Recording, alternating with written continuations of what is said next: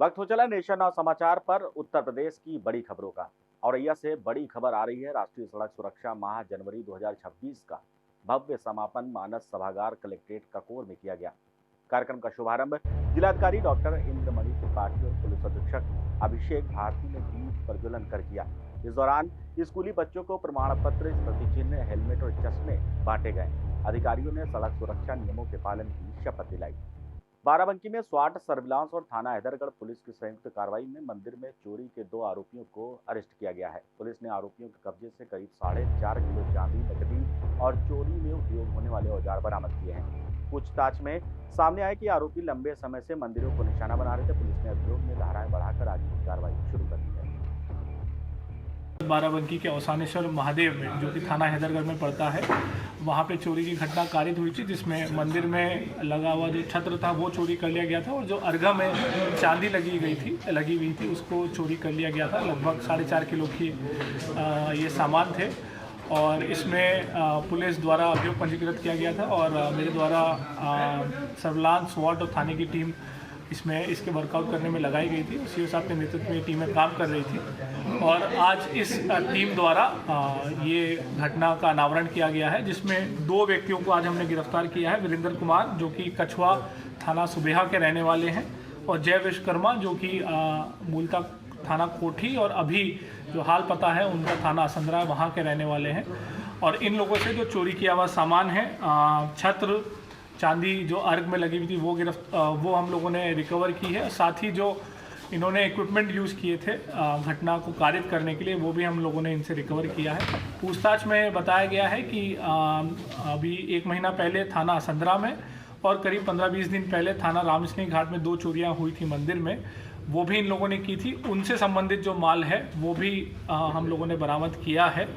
और पूछताछ जो इनसे विस्तृत तौर पे की गई तो बताया कि ये जो वीरेंद्र कुमार हैं, ये पहले भी मंदिर की चोरी कर चुके हैं और गूगल का ये इस्तेमाल करते थे और पता लगाते थे कहाँ बड़े मंदिर हैं और फिर वहाँ जाके मंदिर में रेकी करते थे कि कब पुलिस का मूवमेंट कम रहता है, कब जो है मंदिर प्रबंधन या पुजारी लोग नहीं रहते हैं, उस हिसाब से अपनी प्लानिंग करते थे और घटना को अंजाम देते थे। इसमें भी इन्होंने यही किया कि रात, क्योंकि मंदिर में सुबह 4 बजे लोग आ जाते हैं और पीआरबी भी 3 बजे से वहाँ खड़ी रहती थी, तो उस हिसाब से इन्होंने टारगेट किया कि 2 से 3 के बीच एक टाइम है, उस हिसाब से अपनी प्लानिंग करके घटना को अंजाम दिया। और ये जो घटना करने के बाद सारा सामान जो है वो एक सुनार को बेच देता था। वो सुनार भी गिरफ्तार हुए हैं, जय विश्वकर्मा उनका नाम है। सुनार जो है पिघला के इनको कैश दे देते। तो ये पूरी सारी चीज़ें हम लोगों ने पूछताछ में पाई है और ये भी पता चला है कि वीरेंद्र कुमार के ऊपर पुराने भी मुकदमे पंजीकृत हैं, मोटरसाइकिल चोरी के भी, और जैसा कि मैंने बताया एक मंदिर से चोरी इन्होंने 2024 में भी की थी, वो भी इन पे मुकदमा पंजीकृत किया गया था। पूरी टीम को जो ये कार्य किया है, काफ़ी अल्प समय में घटना का अनावरण किया है, उसको ध्यान रखते मेरे द्वारा टीम को 25,000 रुपये का इनाम भी दिया।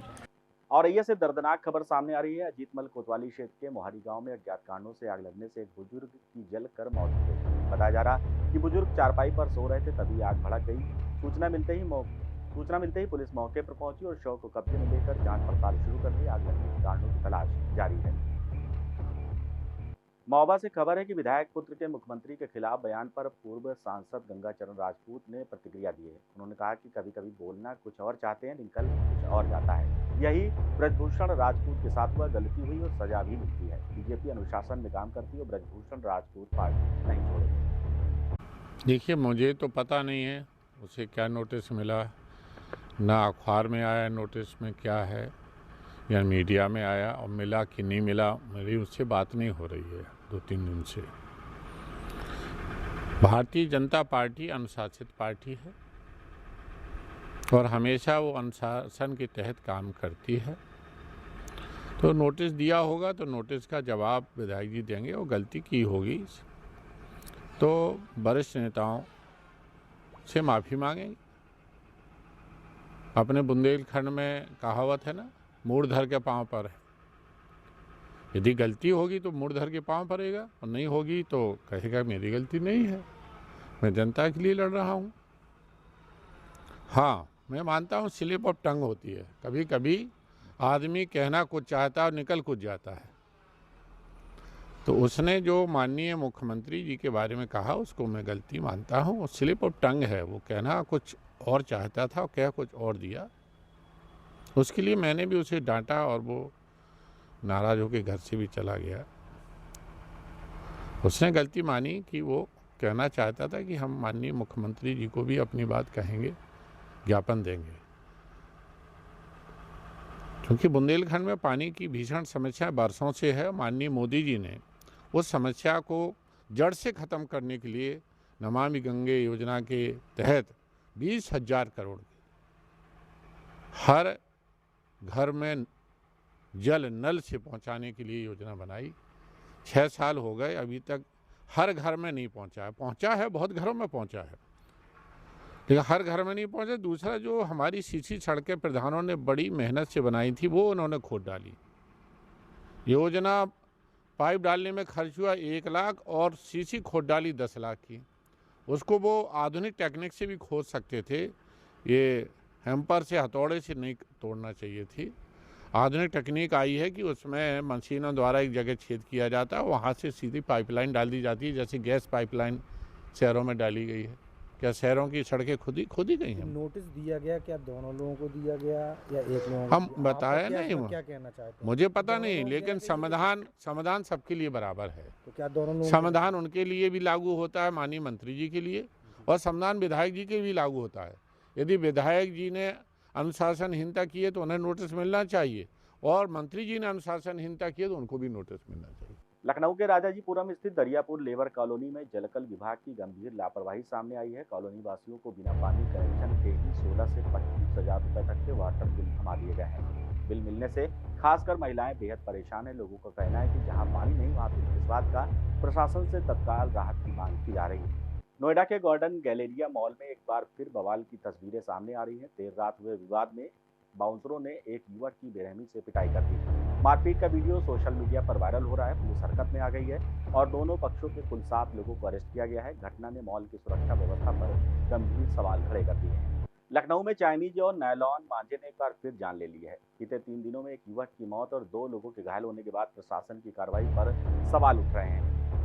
वहीं दुकानदारों पर छापेमारी भी हो रही है। वहीं ई कॉमर्स साइट्स पर प्रतिबंधित मांझा खुलेआम बिक रहा है। लोगों ने ऑनलाइन बिक्री पर रोक लगाने की मांग की है।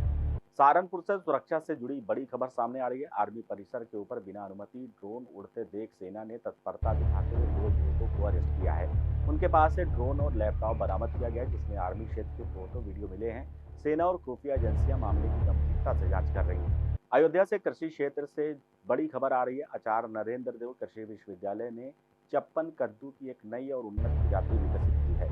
यह किस्म कैंसर रोधी गुणों से भरपूर और कम जगह में अधिक उत्पादन देती है। वैज्ञानिकों के अनुसार ये ऑफ सीजन में भी खेती के लिए उपयोगी होगी और किसानों की आय बढ़ने में मददगार साबित होगी।